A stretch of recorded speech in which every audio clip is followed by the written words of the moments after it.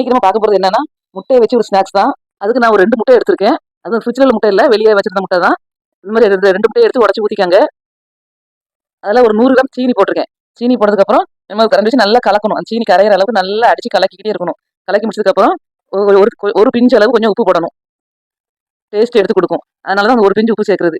நல்லா கலக்கி வச்சுக்கிடணும். அது ஒரு வாரமாக இருக்கட்டும். அதுக்கப்புறம் நான் ஒரு 5 பிரெட் துண்டு எடுத்திருக்கேன்.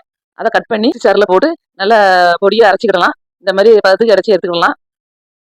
அதுக்கப்புறம் நம்ம கலக்கி வச்ச முட்டையில கொஞ்சமா போட்டு நல்லா கிண்டி விட்டு அதை நல்லா அதை போட்டு கலக்கி எடுக்கணும். அந்த முட்டையோட சேர்த்து அந்த பிரெட் தூளையும் நல்லா இது பண்ண இந்த மாதிரி வந்துடும். ரொம்ப தண்ணிலாம் ரொம்ப அதிகமா நீங்க முட்டை ஊத்துறாதீங்க. கணக்கு தான், தண்ணி ஆயிடக்கூடாது. 2 முட்டை கணக்கா இருக்கும். இந்த மாதிரி இது 5 பிரெட் துண்டுக்கு கரண்டி வச்சு நல்லா கலக்கி நல்லா ஈவன் ஆகிற அளவுக்கு நல்லா நம்ம இந்த மாதிரி பண்ணி வச்சுக்கிடணும். இதை கொஞ்சம் நேரம் வெயிட் பண்ணணும் அப்படிலாம் ஒண்ணுமே இல்லை. நம்ம இது செஞ்ச உடனே நம்ம ரெடி பண்ணிடலாம். இதை இந்த மாதிரி செஞ்சு வச்சுட்டு அதுக்கப்புறம் அடுப்புல ஒரு தவா வச்சிருக்கேன். தவாயில வந்து நான் கொஞ்சம் நெய் ஊற்றிருக்கேன். நெய்யை ஊற்றினதுக்கு அப்புறம் தாராளமாக நெய் ஊற்றிக்காங்க. நெய் தான் டேஸ்ட் எடுத்து கொடுக்கும் நல்லா. அதுக்கப்புறம் நம்ம செஞ்சு வச்சது அப்படியே நம்ம எடுத்து உள்ள போட்டு நல்லா சமமா ஒன்று போல வட்டமா தோசை எப்படி ஊற்றும் அதே மாதிரி நான் ஊற்றி நல்லா சமம் படுத்தணும். எல்லா பக்கமும் ஒரே சைஸா வர்ற மாதிரி நம்ம கரண்டி வச்சு நல்லா இது பண்ணி விட்டுட்டு ஊட்டணும். அதுக்கப்புறம் நல்லா ஸ்டவ் வந்து நல்லா சிம்ல வச்சுக்காங்க.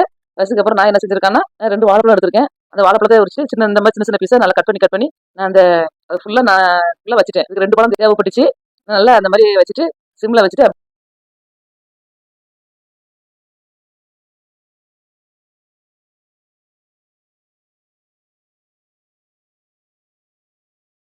ஒரு சைடு வெந்தாகுது.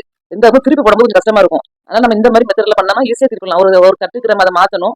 மாத்திட்டு அப்படியே அந்த பிளேட்டை தூக்கி அப்படியே நம்ம அதில் கமத்திடணும். இது ரொம்ப ஈஸியா இருக்கும் இந்த மாதிரி செய்யறதுக்கு.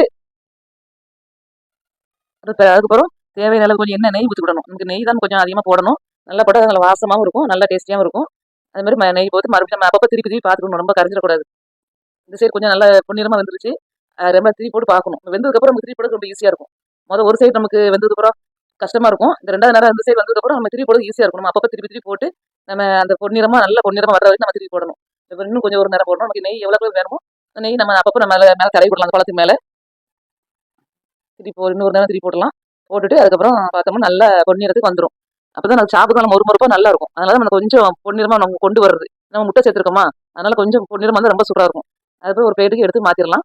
அவ்வளவுதான். இது வந்து ஆறுனதுக்கு அப்புறம் 4 பீஸா கட் பண்ணி சாப்பிடலாம். ரொம்ப டேஸ்டா இருக்கும். இது வந்து இந்த மாதிரி செஞ்சு கொடுத்தா குழந்தைங்க ரொம்ப விரும்பி சாப்பிடுவாங்க.